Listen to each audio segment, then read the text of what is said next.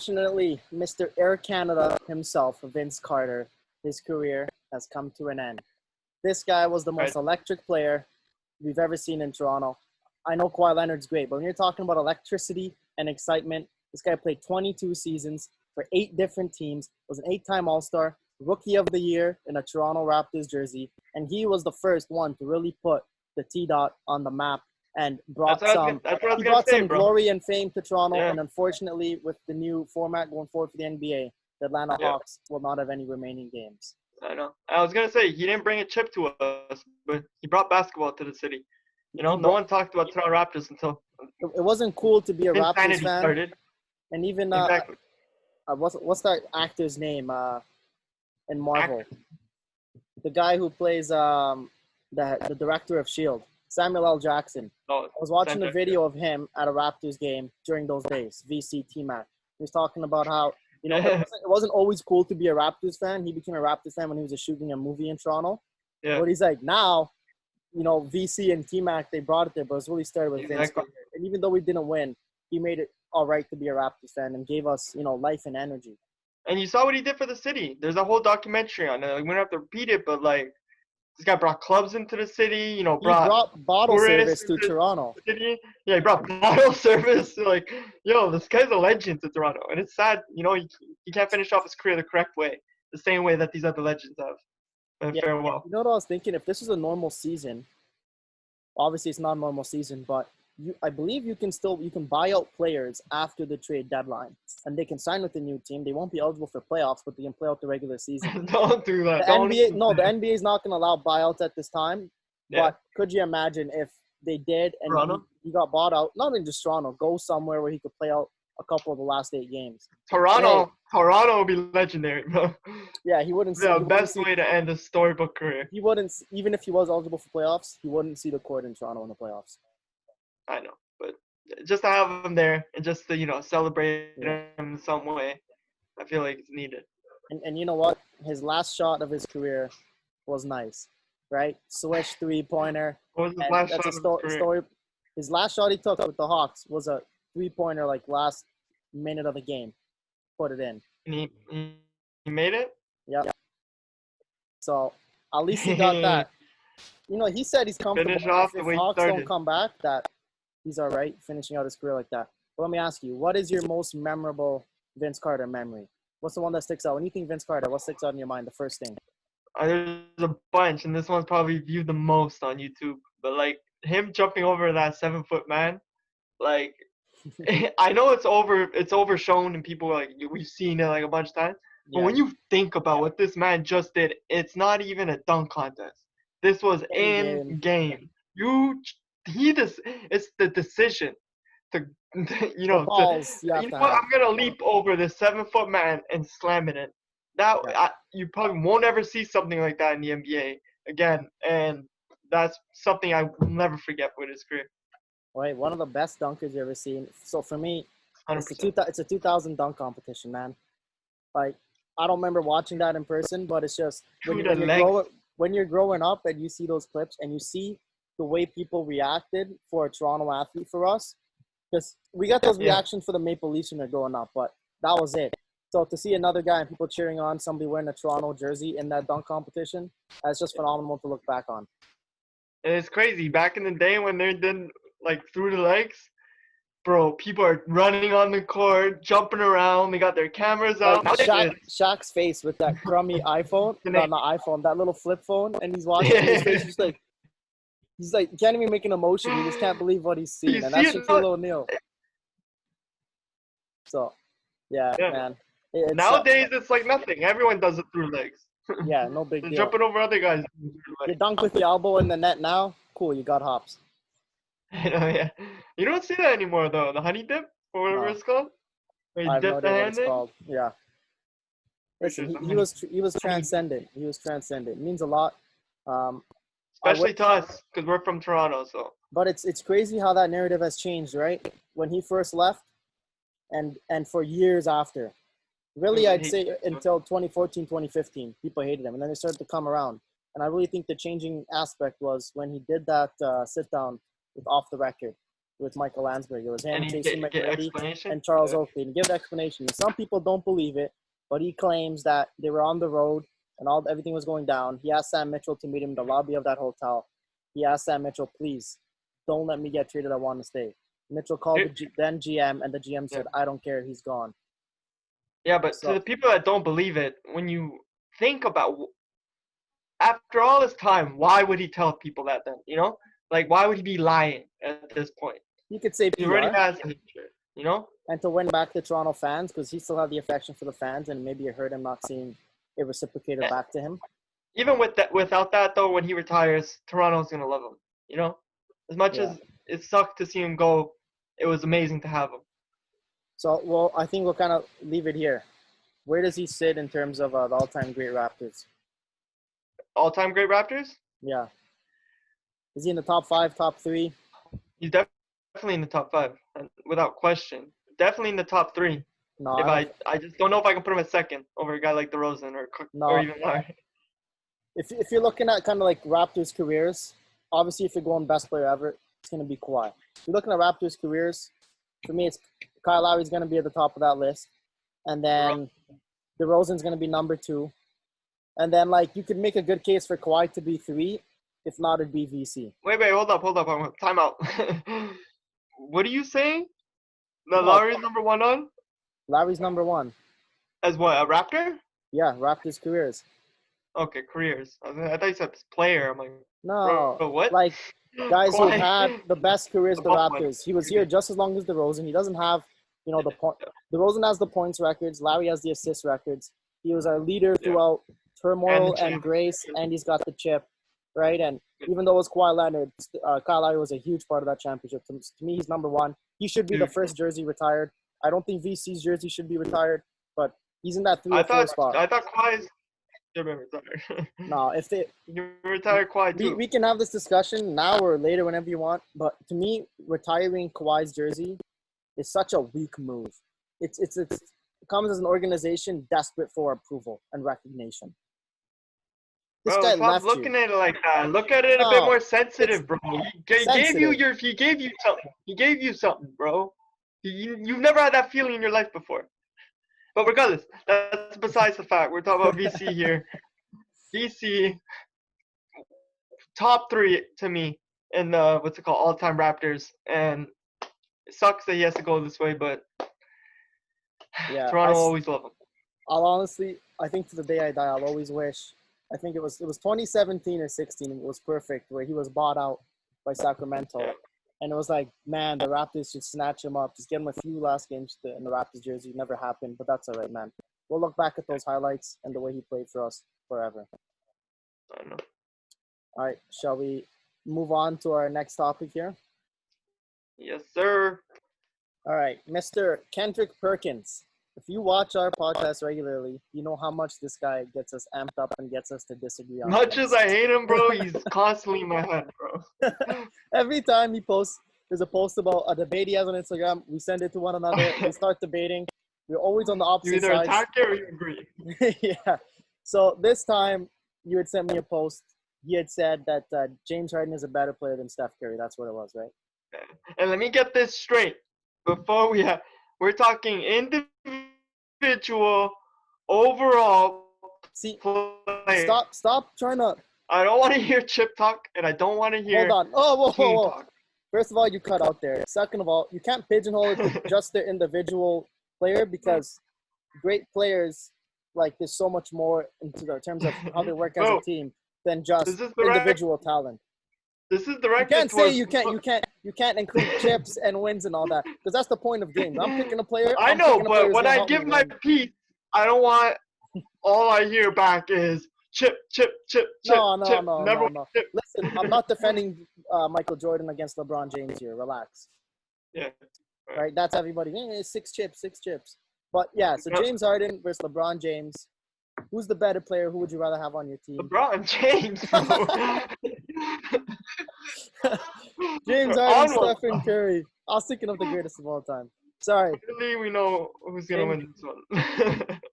Listen, I'm ready to go. If for any of you that are basketball heads, this is when I became a Steph fan. I've never been a Golden State fan. But that March Madness, when Steph took Davidson The Sweet 16. This guy was on fire. LeBron James in the stands, going absolutely nuts for Steph. That's You watched that live? Yeah. I watched the whole tournament. I became a Steph fan in that tournament. People always thought, you're bandwagon Golden State fan. I couldn't care about Golden State. I just love the way Steph Curry plays basketball. This vintage. This is one of my favorite jerseys I have, man. Okay, it continued on to the professional leagues too. So yeah, it took him a bit, but he's been great. So you want the floor first? You want to tell me why James Harden's a better player? You want me to start it off, Jim? I'll try and not interrupt you. Don't even make a face, fam. On a straight face this whole time. All right. Get going, buddy. So, as I was mentioning before, I'm talking overall individual basketball player. To do that, I had to split this up into 5 categories. Oh, my God. Jesus, let's get this essay going. Buddy, get ready I told you, you're going to have to wait, bro. You're going to have to sit there with a straight face for a long time. Listen, this is a podcast, okay. Not like a monologue. Get to the point. Don't keep people sitting here for 45 minutes, okay? I've been silent too long. Listen, okay. 5 categories. I got passing, rebounding, scoring, you're going to defense, stats. Nice. And IQ. All right, so I'm going to start off with the passing, all right? Yep. Now, James Harden, most of his career is playing at the shooting guard position. We've seen, I think, a season or 2 where he moved on to the point guard. This guy is the best passer on his team. Can I, just a quick point here. Interruption? Go ahead. You already started with this. No. I just want to clarify. You said you're setting the tone for the rest of the discussion. You're saying a couple of seasons he's been a point guard. In my opinion, even when Chris Paul was there, he was the point guard. I'm saying position-wise. He's playing shooting guard. He's been the point guard since before Chris Paul got there. Buddy, you can say what you want position-wise. When you get your 2K game out and you got your starting lineup, you're going to see James Harden second from the top at the shooting guard position. That's the dumbest way to look at things ever. All right. No, but just give me a quick timeout. Oh, my. Here we go. Anyways, to justify James Harden as a 2 over a 1 just because it's what it says on the box score. Unacceptable, Listen. Sorry. My dog had to come in and I knew that man was about to start yelling. All right. So I split up into these categories. Yeah. I'm going to start with passing. Yep. Again, okay, great. Curry plays point guard. James Harden most of the time does play point guard. We've seen it even when he does have a great point guard on his team like Chris Paul. He's usually the ball handler and playmaker, right? Yeah. Okay. So now his career high, we've seen James Harden multiple times average multiple assists. And Curry's high was 8.1 assists a game. James was 11. Passing wise, you can give the nod to James Harden. Do you agree? Earlier in his career, the last couple of years, you're telling me you have a great passer like Chris Paul on your team, and you're the ball handler, and you're the playmaker, and you're the assist leader on the team. You're the best passers. No, that's great. Curry ain't even the best. Not even that. Curry ain't even the best passer on his own team. Who's a better passer on his team? Draymond in that conversation. You can't even put Draymond in that conversation. This is the only point guard that plays are set up for him to get open, to receive a pass, and to shoot the 3. We've seen the elevator doors move multiple times. Because he's the best shooter in the history of the planet. Why would you not set him up? Because he's the best shooter in the history of the world. Why would you not set him up? Bro, you're frozen. You were frozen.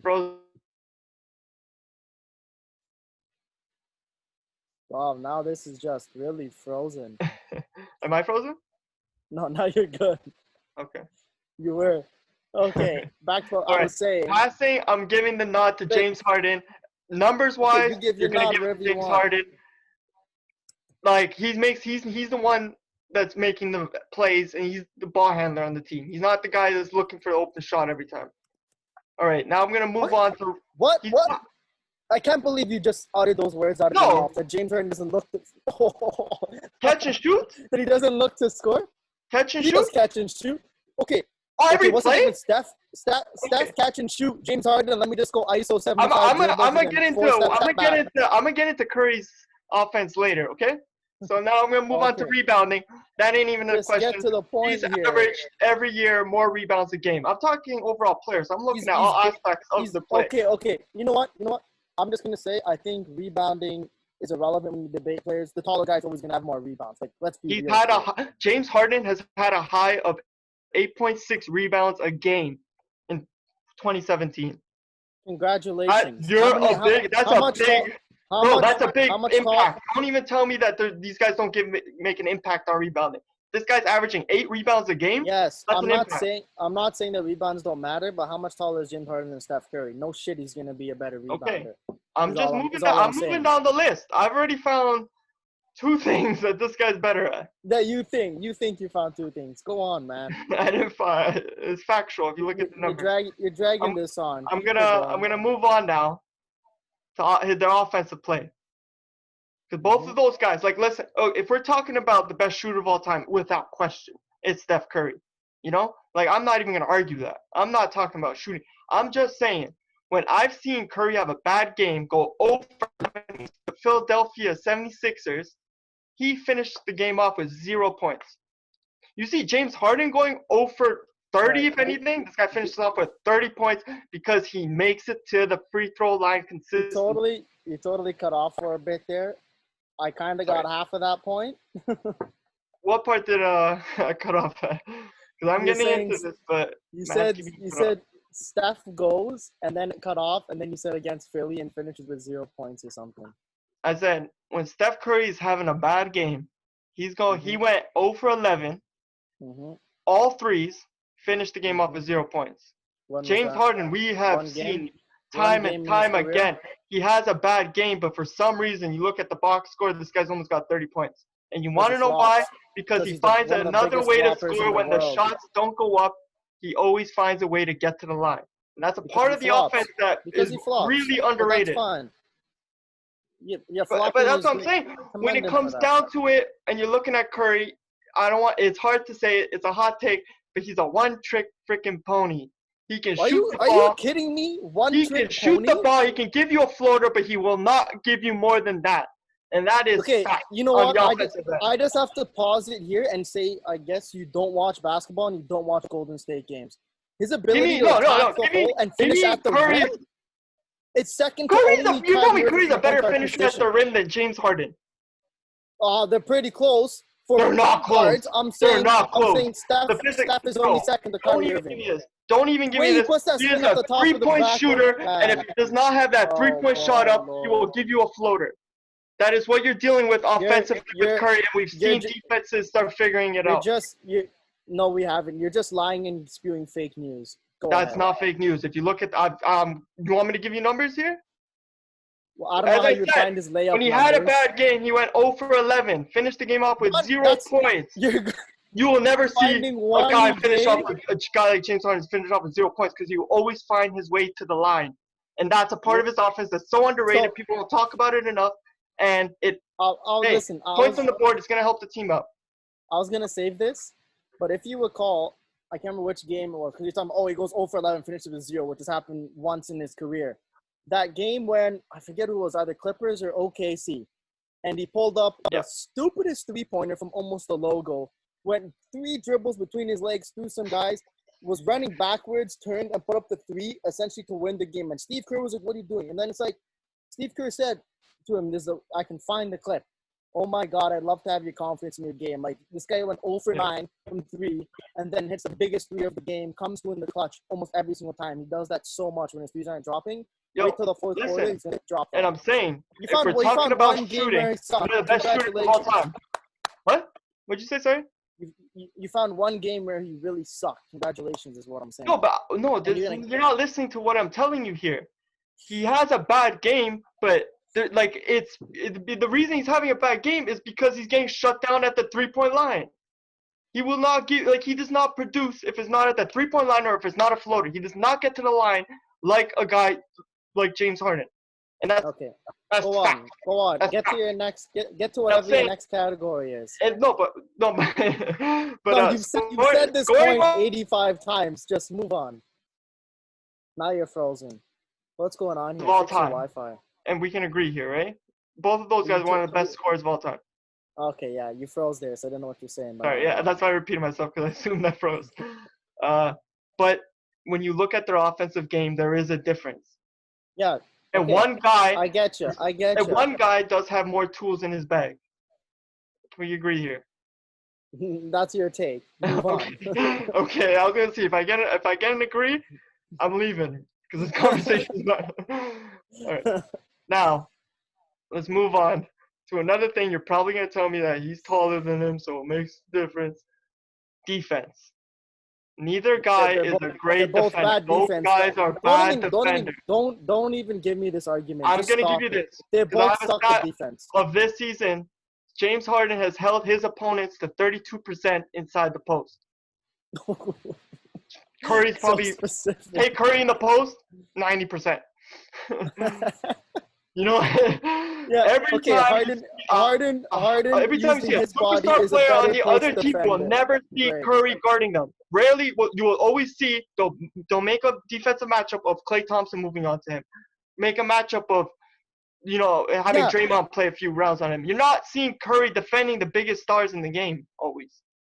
Yeah, Harden's not going against Giannis and LeBron or Luka Doncic. Yeah, but he will go against a Paul George. Okay, here and there maybe. He's not going to be primary defender on Paul George. They're not going to do that. But he will take the position, and when that happens with Curry, what I see that was Chris Paul's job, and now it's Russell Westbrook's job. I see the switch. Every time it's Curry guarding the better player or the superstar or the all-star, it's a switch. It's a switch. It's a start. Hold on. What's it called for team-wise? I understand that. But individually-wise, James Harden is the better defender, even though both are bad defenders. James Harden is the better defender, and I'm looking at all aspects of the game here. Let me rebuttal that just with one quick point. Yeah. 100% Golden State will try and switch Steph if there's an elite player. But isn't that smarter coaching and better basketball to get a better defender on an elite offensive player? Maybe Houston and Mike D'Antoni. Let me finish here. Maybe Houston and Mike D'Antoni would have more success if they actually played smarter and did the smart things. And don't let James Harden guard a Paul George. That just makes no sense. You have Chris Paul, you have Russell Westbrook. Switch it. Maybe you'd have some more success. Take a page out of Warriors and Steve Kerr's book. Okay, I said it's a smart move, but you know what else that tells me? You know what else it tells me when they do that with Curry? Is that they know where his defensive capabilities are, and he can't be on a guy like that. Because that guy will drop 30 on him. First of all, no matter what happens 30 on him like it's Stephen Curry.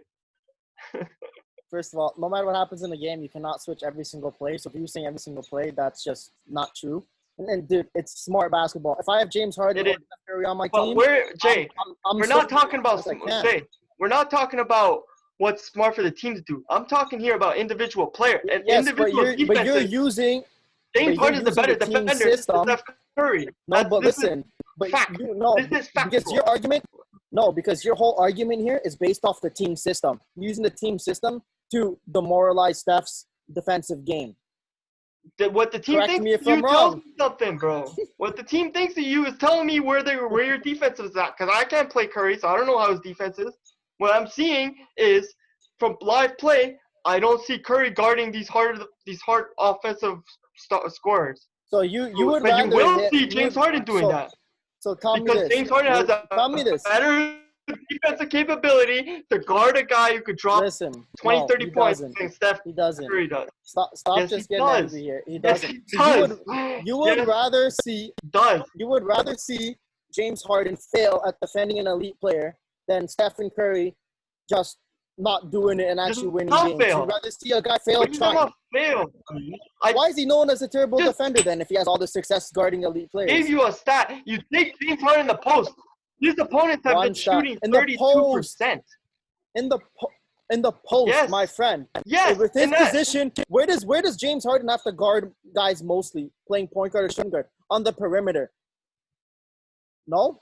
Give me those numbers. A guy like Paul George, as I've mentioned, is not always going to just shoot threes on you.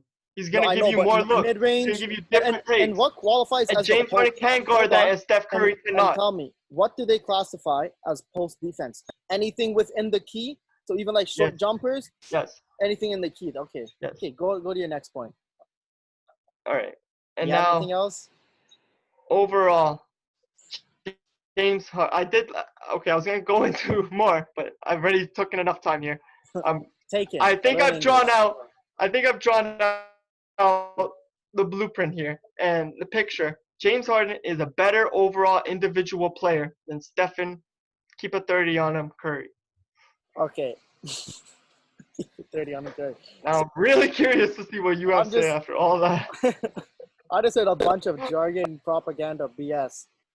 But listen, it's funny. I want the viewers to realize how you kept explicitly saying better individual, just like what he does, because you know that's your only way to even have a case. That is what we're talking about. But the thing is, what makes players great as individuals is how they make everybody better and how much they do for their team. Because not everything is in box scores and in the stats, as you've so eloquently pointed out for us here with your assists and your rebounds and whatever.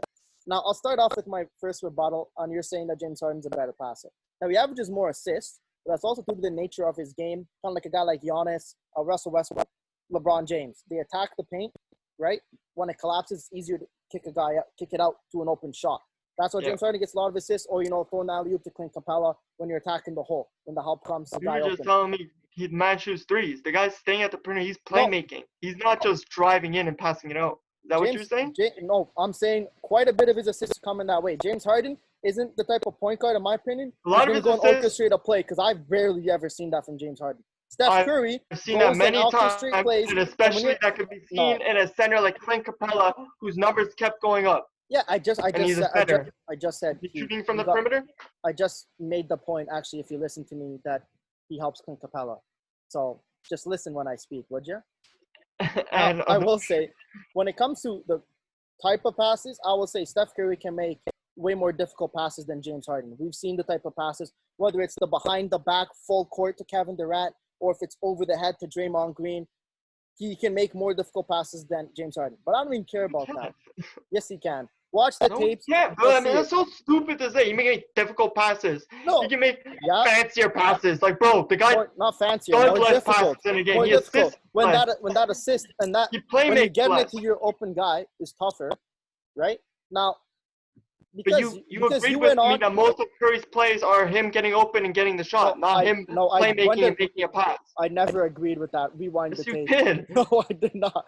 Maybe I just said, okay, to shut you up to get you going forward. Everyone knows the elevator offense. Everyone knows that shit. First of all, they haven't done that elevator play, I don't think, since KD left, because that's when it worked well.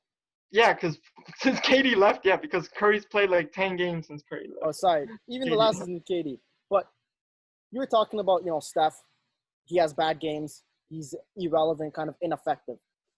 I'm going to give you a lot of reasons as to why that is not true. One is going to be a conversation here. This is a famous clip. Steve Kerr talking to Steph Curry. I don't know if you'll hear it, but I'll add the clip and the viewers will be able to hear it. All right, play it for me too.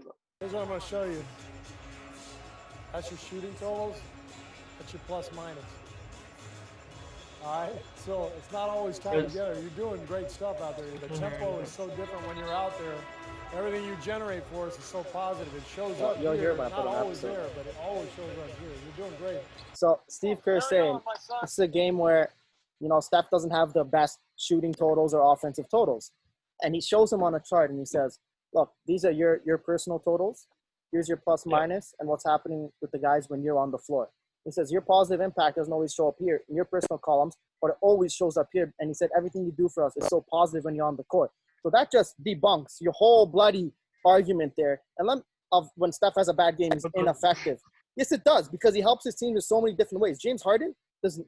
The same can be said about James Harden, bro. No. James Harden does not have the capability to make his teammates better like Stephen Curry does. And let me just, before you interrupt me, let me give you further examples of this, okay? He's done it. He's made Clint Capella better. He's made Ryan Anderson better. He's made all these guys better, bro. What are you talking about? He took Ryan Anderson from 8 point per game to like a 9.5. Great. Clint Capella, if he made him so much better. He took Ryan Anderson from playing well in Houston to not even playing in the NBA. Why did they ship out Clint Capella if James Harden made him so good? Huh? Why did they were trying to play small ball? I'm not agreeing with what their moves. Their moves are stupid to me. Listen, let me give you further explanation as to that point, right?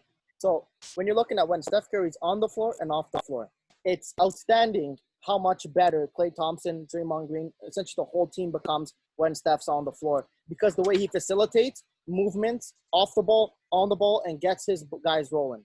So with Klay Thompson here, this is the 2018-19 season. So when Steph is off the floor, he would shoot 44.7%, 35.9 from three, 77.9 from the free throw line. When Steph is on the floor, he becomes a 48.5% three-point shooter, which is like just dumb. Sorry, that's a field goal percentage. 43.4 three-point percentage, which is like the elite of the elite, and 85.2 from the free throw line. And then further, if you look at effective field goal percentage for, Klay Thompson, Draymond Green, Kevin Durant, Zaza Pachulia, or the entire team, when Steph's off the floor, Klay Thompson, for example, effective field goal percentage and offensive rating, 52.7, offensive rating, 107. When Steph is on the floor, 66.5 effective field goal percentage, a 120 offensive rating. Those numbers continue with Draymond Green. You know why? Shut up for a second. Shut up for a second. Oh, my God. Defense is going that way. No, you're so dumb. Thompson open more, obviously, when Curry's on the court. Why do I even try? No, because Steph is making everybody better with the way he's a floor general. Draymond Green goes from a 48.9 effective field goal to 53. Okay, how about Kevin Durant? Whose numbers are stupid. Obviously Kevin Durant is different because there's another shooter now. Goes from 55.3 effective field goal percentage, an offensive rating of 108, Kevin Durant, to 62.8 with Steph on the floor, an offensive rating of 121. There's another shooter on the court now. Okay, so you gotta understand that's why. Dude, you can't the guy's open more often. Not just we'll one. never see Klay Thompson open if Curry's not on the court. Are you dumb? It's these guys cannot generate stuff on their own. Steph makes everything happen. He attracts those double teams. He gets the ball to him. He's calling the plays, running off the ball. It's not just there's another shooter. The numbers would be different if he's on the court. Bro, if he's on the court, obviously the numbers would be better because now they have another guy to worry about. So then that guy's left open more. But then now Curry comes off the court. I guarantee you, going on Klay Thompson. No shit. Then what? I guarantee you find these numbers. Russell Westbrook has better numbers when James Harden is off the floor this season. I would guarantee it. Chris Paul, probably the same thing in Houston. Oh, why? James Harden, that's another shooter on the floor. I doubt. Percentage-wise, I doubt. I would guarantee it. Percentage-wise, I doubt. Maybe 4 points. Listen, and stuff like that. I want you to go and find offensive rating with and without James Harden on the floor, or field goal percentage, people say, I want you to find those numbers. I guarantee they're worse when James Harden's on the floor for the All-Stars on his team. For Chris Paul when he was there, for Russell Westbrook now, I guarantee the numbers are better when James Harden's on the floor. I know Chris Paul's worse. Bad with or without anyone. I guarantee it's better when James Harden's not there. And how about a guy like Zaza Pachulia? Opening up another shooter doesn't help Zaza's game. Why does he go from 51.5 effective field goal to 59.3, and their entire team goes from 54 to 61. Because now that you have all these perimeter shooters, no one's in the inside.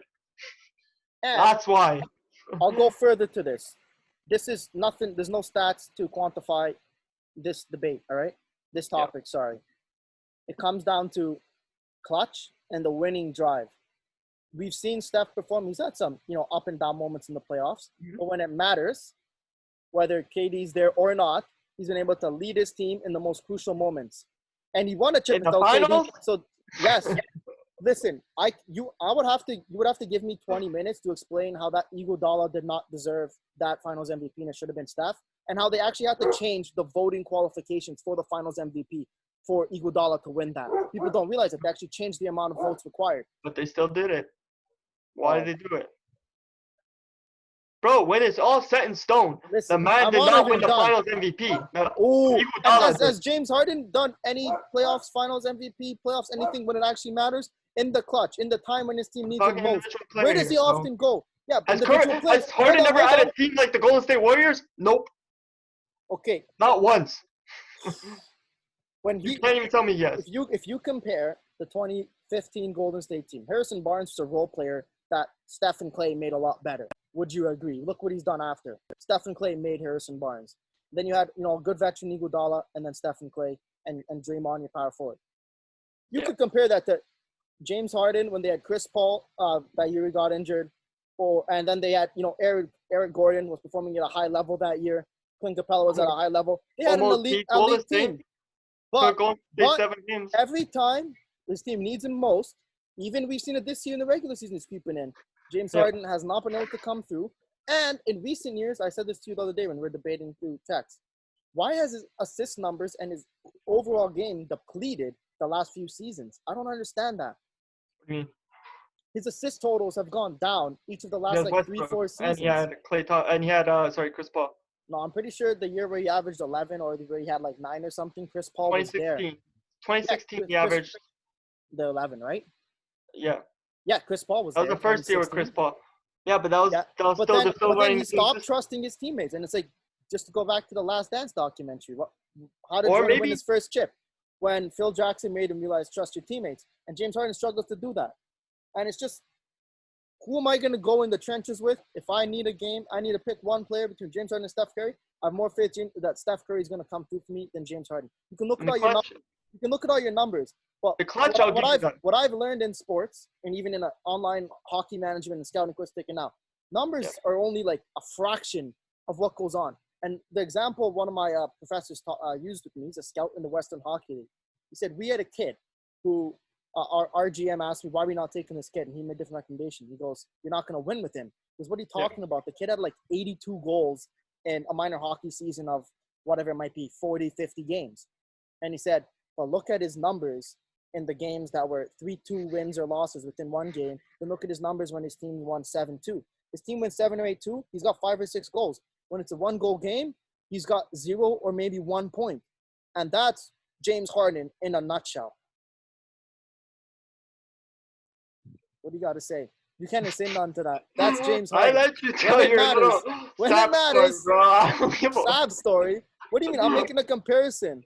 Like there's guys in all sports who come through. We're talking individual player here. I don't care what the result of the team is.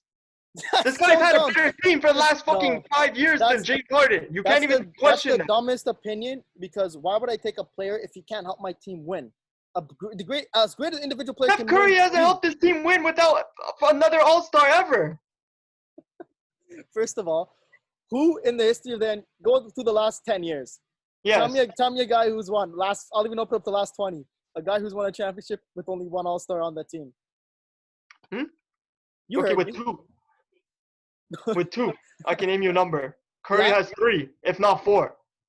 When he had KD. Draymond's like borderline All-Star, man.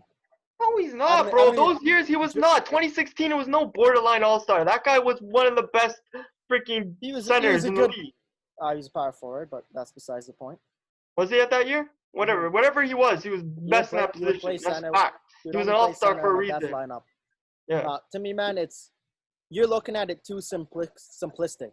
I'm looking at it individually. I'm looking at it individually. And I told you can't do that, because there's so much more. Even when you look at an individual player, it's what are his results on the floor? And Steph has the ability to help the team win way more than James Harden does. There's so many other factors to that. There's so many other factors to what are the results in a team winning a game. It's not all on an individual player. Less in basketball than any other sport. Basketball is the one sport where your superstars, your best players on the team dictate pretty much what happens with your team. Again, James Harden, before he got Westbrook, was his best All-Star he had with Houston was Chris Paul, bro. Chris Paul ain't going to help you win a championship with just Houston. Like Chris Paul is some scrub. Chris Paul ain't win shit. Chris Paul had a Clippers team that you couldn't even take past the first round. Why is Chris Paul winning? They got to a conference finals. Are you on crack? Who? The Clippers. No, they didn't. They at least got the second round. You think they never made past the first round? No, not with the Clippers. That right now. Oh, my God. You are literally making up news. Keep talking for a second. I'll confirm it. Look it up. Maybe they made second round, but the conference finals? Please, bro. Maybe not conference, but they won rounds. For you to say that this guy's never made it past the first round is just... But, no, he's a great player, but him individually is not going to help James Harden win a freaking championship. Especially over a team like Golden State, who at one point had freaking KD on their team. You just like, bro, 4 All-Stars. I'm sorry, but there's a reason that even the finals were swept against Cleveland Cavaliers. Like, that no one was beating that team. So if we're talking, that's what I'm saying. There's more factors to James Harden being able to make to a finals than Steph Curry. Yes, Steph Curry had the best team of all time. I'm not even talking about those KD seasons. I haven't referenced those. Those are 2 of his championships. And I often was talking about in 2015. Now, if you give me a second, okay, 1 year. I will find. But I understand. As I said, what he's done in his career, you have to give the nod to Curry.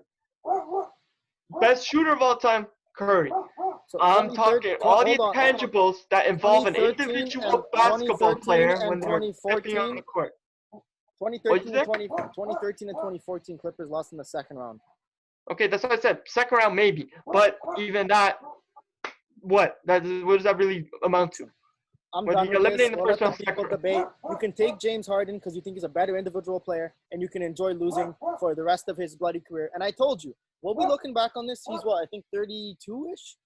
So give him, 5 to 8 more years. Let his career play out, and he'll go down as one of the best players like Charles Barkley to never win shit. Or as you said, 32? You're counting him out already. He's never going to win a chip?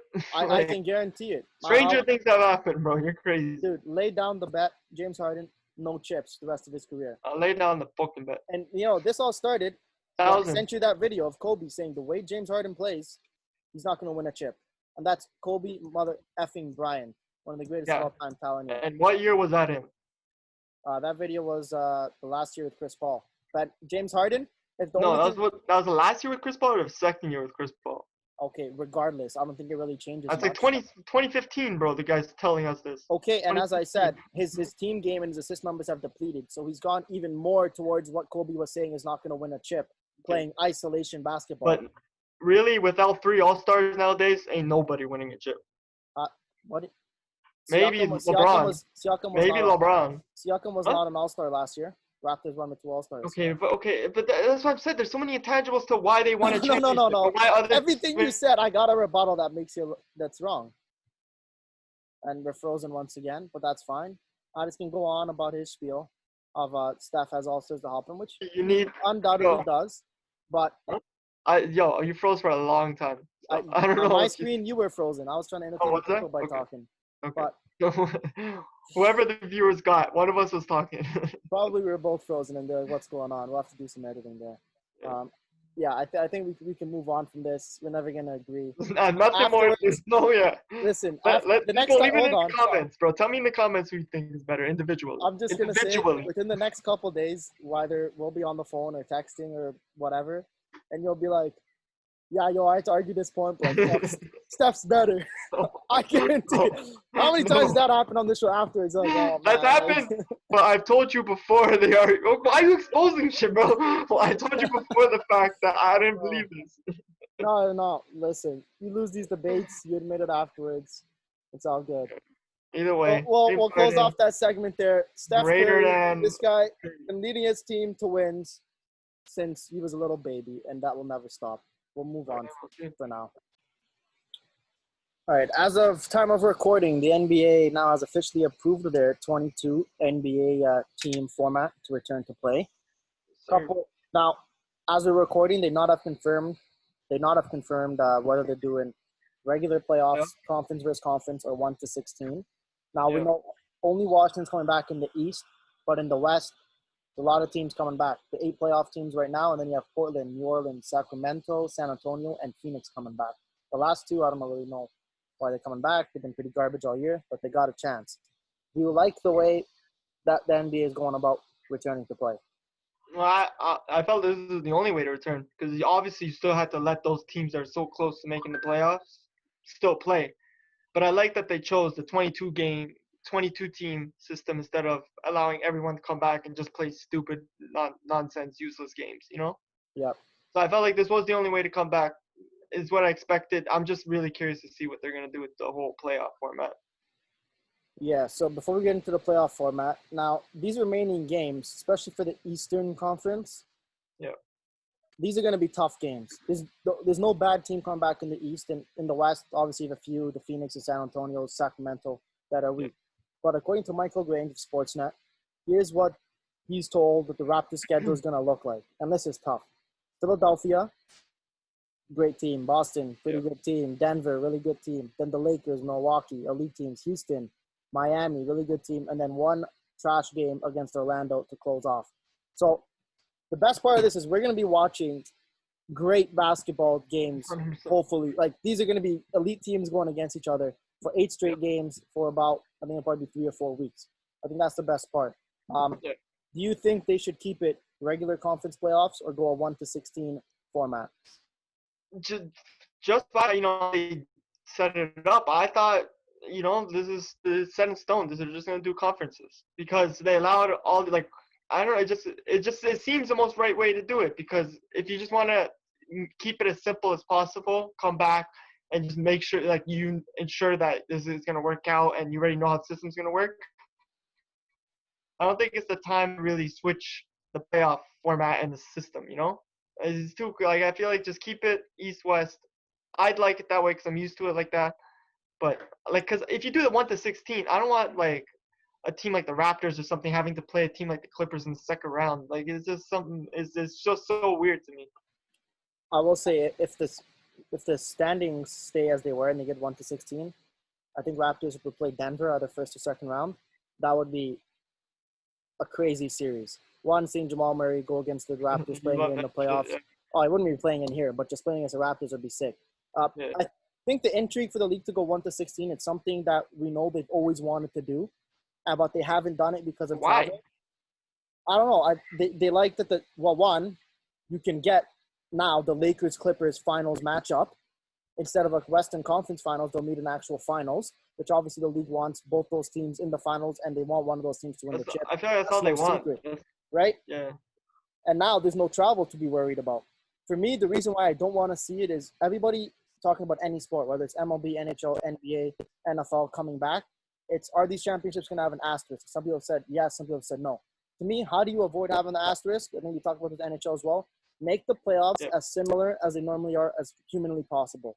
Sidney Crosby talked about it with hockey. He said, listen, you still have to have 4 rounds of playoffs, best of 7 series, and it's still got to be that grind to justify having a champion, right? The same thing with the NBA. You want to avoid an asterisk? Have it as normal as possible. Don't go 1-16, because then people are going to say, oh, it wasn't a traditional format. Oh, there was easier matchups. Oh, they avoided the Clippers until the final versus the Lakers and all that stuff. It's the wrong time to do it. Yeah, stick to what we know works and what the league has done for the last, 30, 40 years. And just, keep it normal. That's all I'm saying. So to Adam Silver, don't get too crazy here. He always got these, unique ideas, play in tournaments in the middle of the season and stuff like that. No, keep sports the way they are. Don't screw with the history of the game. Just give us some normal playoffs, make it a 4 of 7, 3 rounds in your conference, and then conference versus conference finals. Is that so difficult to ask for, man? But the thing is, I feel like this has only this idea would only come up because of the situation you have the NBA in now, where the 2 best teams are in the West. So they want to match those 2 up. Yeah, and they want to match those 2 up in the finals so that they have a big, everyone's watching it and all this shit. But it's gonna add something to whoever wins. It's gonna be like, oh yeah, you won, but and unless you're gonna keep 1-16 going forward for the next foreseeable future, then don't do it. You're not gonna go back to a 1-16 next year. So why do it just for this year and the next year going back to traditional playoffs? Just makes no sense to me. Yeah, no, that's what I'm saying. It's the wrong time to do it. There's no point at doing it right now. Don't complicate things more than they're already complicated. But would you like to see a Lakers-Clippers final? I love it. I would love it, bro. See, that's the intrigue right there. Fans would like it. The NBA would like it. Here's the intrigue, or whatever you want to call it. You want to see Raptors having to match up with freaking, one of the harder teams in the first or second round. Probably they'll make their conference final. Yeah, so let's just take a look. It's gonna hurt people like us. But if you're in LA, you're probably rooting for Raptors have 46 wins. Who would they match up with in the first round? So Orlando's got 30. They would be 4th. I think they would match up with I don't even know. They would play. So Orlando would be the worst at 30 wins. Memphis has got 32. Yeah. Raptors are got 46 wins. Raptors are 4th. In the East. I did that. Yeah. Oh, they're 3rd. 3rd overall. Did they have a higher record than Clips? Yes, they do. So they'd be 3rd. So you'd likely be playing Ooh, man, you could end up playing Dallas or Houston. In the first round? Yeah. That's what I'm saying, bro. I don't want that. Or even in the second round. Sorry. You could No, play like my Clippers. mistake. Actually, so Orlando's got 30 wins. Obviously, they're the bottom seed. Brooklyn's at 30 as well on the 7th. So it'll likely be a Brooklyn. We take Brooklyn. Yeah, Easy, for man. sure. With or without Irvin. With just no KD, please. No, KD, they've said pretty much like he's not coming back. But now, the one thing I want to get to before we wrap this up is potential NBA teams apparently are getting ready for John Wall to come back. Yep. What do you like Washington's odds of doing damage in the playoffs? For John Wall, who hasn't played in over a year, like a year and a half. That's what you got. That's what I'm saying. That's what you got to look at. I don't know if it's the John Wall that I know. That's a problem, bro. They're making playoffs for sure, and they might win the first round or two. But if it's a John Wall, like rusty, and like, do you really like? If you come back during these times, it's completely different. You haven't played. Like a lot of these guys played this year still, even though it was like canceled early.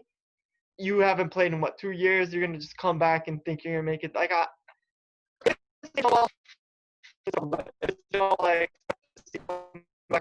don't think I'll make much of a difference in these. You just cut out through the last few seconds, but you gotta realize. So go on. Okay, yeah. So I'm saying if it's the John Wall that I've seen before coming back, it's a problem. But if it's the John Wall I expect to see and a rusty one, it's not gonna change anything in these.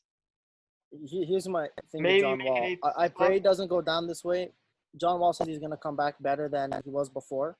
And obviously, he took a much longer layoff than Derrick Rose. But Derrick Rose and John Wall, I think you would agree with me. They played a similar style when Derrick Rose at his best. He was a slashing point guard who liked to attack the rim. And John Wall similar. And those knees start to go, and you have procedures on those knees. You can't move the same way. So especially when you're I fear, I fear, but I hope John Wall doesn't go down that path. But I fear that he could. And just with the rustiness, they're 6 games back of Orlando for that last spot in the East. They have to get to within 4 games or better to have a play-in best-of-2 series with Orlando. Now, the way that play-in works is if Washington is a 9th seed and Orlando's the 8th, Washington would have to win 2 straight games. Orlando would only have to win 1 of those games to move on to the playoffs. Now, in that series, if John Wall's playing, anywhere close to what we expect, I think the combination of him and Bradley Beal can beat Orlando. They can beat Orlando, yeah. But past the first round, and maybe they can win a first round matchup, depending. No, if it's the 8th seed, no. I don't expect anything from them. They'll win that play-in against the Raptors. They'll win that play-in against Orlando if it comes to that, and then they'll get pumped in the first round. Exactly. So that's what I'm saying. What I'm expecting is not a difference made at all with John Wall coming. He'll make playoffs, but great, he'll be out in the first round. Yeah. All right, we'll wrap up there on that one. There you go. So to wrap up this episode, we're gonna take a turn and kind of conversation here and get a little more serious. Obviously, the world is dealing with, a whole greater situation that's bigger than us, bigger than one little podcast with 25 subscribers on YouTube. But we would be remiss, and I think we'd be wrong if we didn't discuss a little bit, as people have been saying, if you're not part of the solution, you're part of the problem. So we're just taking a direct sports route to this.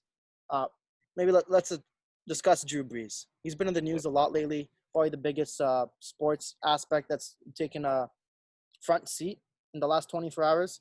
So if you didn't see it, Drew Brees said he understands what's going on, but he will never agree with and be acceptable of people disrespecting his American flag.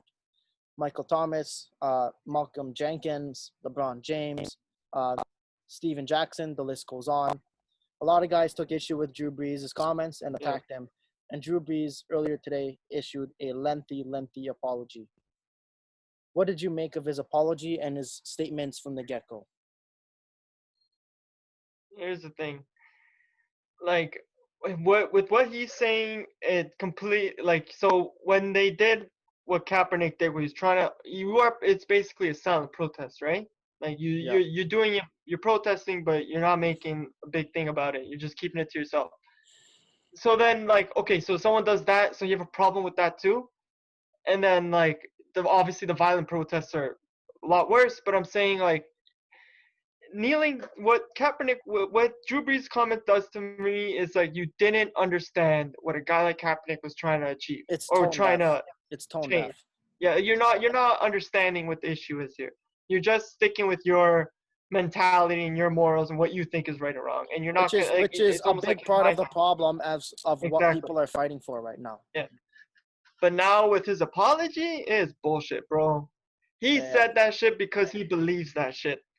Him apologizing right now is just because he offended the players on the team. The team probably thought it was the best decision for him to come out with an apology. Whatever he said with the apology is whatever they told him to say. It's not what he actually believes. Just to be devil's advocate here, do you think that perhaps like a part of this process is educating people about the issues and what's going on here? Yeah. And perhaps he made those comments and then he had a meeting probably through FaceTime or something with his team and obviously conversation with coaches, and perhaps they educated him as to how he was making the wrong decisions, and maybe that apology actually was genuine. Here's the thing though. Okay, great. If that is the fact, great. But I'm sorry, if you don't understand why, because Kaepernick did this so long, if you don't understand that, because it's been covered, we all know why. He was not protesting against the flag or the anthem. It was just a means to get his message across. Protesting what was happening in the country, right? Yeah. So if you didn't understand it then, I don't think really they sat him down and, we're not talking about a child here. You know, we're not talking about a teenager. We're not talking about a young man here. We're talking about a guy who's been through it, who knew he was seeing the world, who's been he's lived life. He knows these things. Even he was in the NFL playing when Kaepernick was doing his kneeling to the anthem thing. So if anyone knew what was going on, it's you. So I don't think any new information was shed to him to make him apologize. I feel like for him it was more of a business decision than it was a personal decision.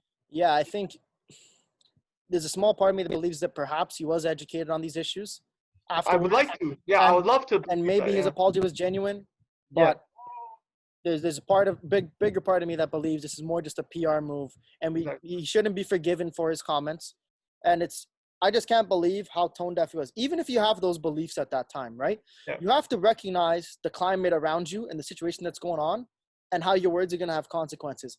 And for me, even if you believe those things, the fact that he actually said that, came out to what's going on, is just, it's mind-blowing. That's where to me the apology is BS, because you came out with this statement. You didn't believe this on your own and then someone changed your mind. You came out to tell people. It was during an interview, yeah.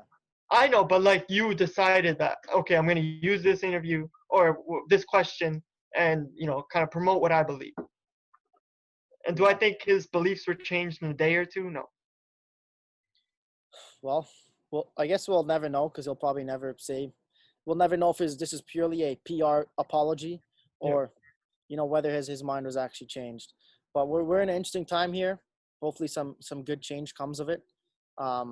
We're trying to educate ourselves, help educate the people, and stay positive and keep fighting for your rights. Any closing statements on today's episodes? Anything you want to revisit? James Harden sucks. Let's say James Harden's still the best individual player. Sorry, not best, better individual player than my man Steph Curry. Oh, but he's your man, eh? 3 rings. My man, bro. That's how you know I'm unbiased. All right, guys. Thanks for watching In the Mix, episode 35. From my guy, Adis Kuchkovic, I'm Jay Bo. Thanks for tuning in. We are out of the mix. We'll see you next week.